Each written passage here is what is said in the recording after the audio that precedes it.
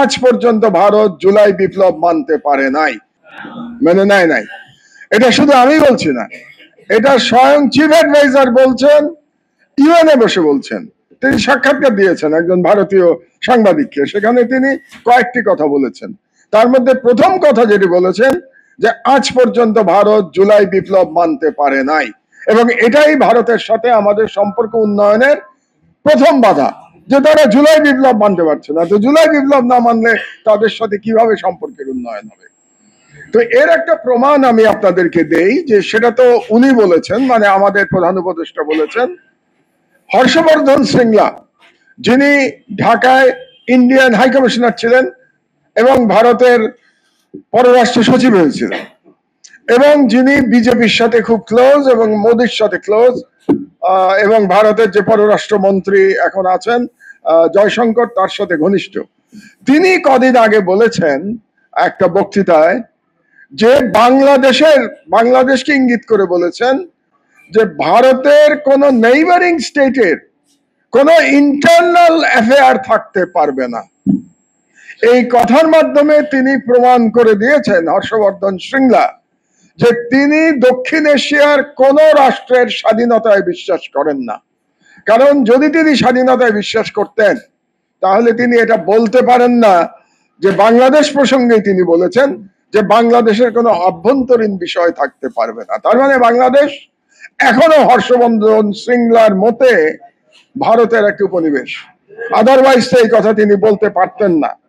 তো এটা বলার সাহস তিনি কি করে পেলেন? এই কারণে যে জুলাই বিপ্লবের রেশ না ফুরাতেই, আরো সহজ করে বলি, জুলাই শহীদদের রক্তের দাগ শুকানোর আগে জুলাই যোদ্ধাদের মধ্যে অনৈক্য শুরু হয়ে গেছে। জুলাই যোদ্ধারা তার আগেই, রক্তের দাগ শুকানোর আগে, তারা ক্ষমতায় যাওয়ার স্বপ্ন দেখতে শুরু করেছিল এবং তারা প্রতিদ্বন্দ্বিতা করতে শুরু করেছিল। এই কারণেই হর্ষবর্ধন শ্রিংলা তিনি মনে করেছেন যে বাংলাদেশে যেহেতু অনৈক্য আছে, জুলাই যোদ্ধাদের মধ্যেই ঐক্য নাই, জুলাই যে দলগুলো একসাথে বিপ্লব করেছে তাদের মধ্যে ঐক্য নাই, তারা একে অপরের পারলে একে অপরকে নিশ্চিহ্ন করে দেয় এখন, এরকম একটা অবস্থা। এই অবস্থায় বাংলাদেশের উপরে ভারতীয় নিয়ন্ত্রণ অব্যাহত রাখা সম্ভব, এটা তিনি মনে করেছেন। আমি এখানে একটুখানি আশাবাদী, অনেকটাই আশাবাদী, একটুখানি না। কারণটা হচ্ছে, আমরা একটু আগে ডেমোগ্রাফিক অ্যাডভান্টেজের কথা অনেকে বলেছেন। আপনাদেরকে স্মরণ করিয়ে দেই যে বাংলাদেশের ওই একজন হিসাব দিলেন ৬২% ৩৫ বছরের নিচে। আমার ধারণা ছিল এটা আর একটু কম, তাতেও আমি জানি যে ৫০% উপরে বাংলাদেশের জনশক্তি তরুণ, এবং নতুন যে ভোটার হবে সেই ভোটার 40%, যারা জীবনে প্রথমবারের মতো ভোট দেবে আগামী নির্বাচনে। বাংলাদেশের তরুণরা যেহেতু স্বাধীনতা এবং ইমানের জোরে তারা শক্তিমান হয়ে গেছে, যেটা প্রমাণ হয়েছে জুলাই বিপ্লবের মধ্যে এবং পরবর্তী ১ বছরের মধ্যে, এই কারণে আমি আশাবাদী। এই তরুণদের উপর ভরসা করে আমি আশাবাদী। আমার মতো বুড়াদের উপরে ভরসা করে আমি আশাবাদী না।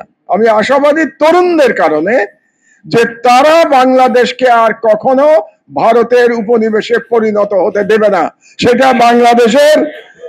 এবং আমি মনে করি বাংলাদেশের এই তরুণরাই আমাদের স্বাধীনতার রক্ষা কবচ। কোন পুলিশ, কোন মিলিটারি বাংলাদেশের স্বাধীনতা রক্ষা করতে পারবে না। বাংলাদেশের স্বাধীনতা রক্ষা করবে বাংলাদেশের তরুণেরা, এটা প্রমাণিত হয়েছে। কারণ জুলাই বিপ্লব কোন পুলিশ কিংবা কোন মিলিটারি করে নাই, এখানে অনেক সামরিক অফিসার আছেন, তাদের সামনেই আমি বলছি, আপনারা করেন নাই।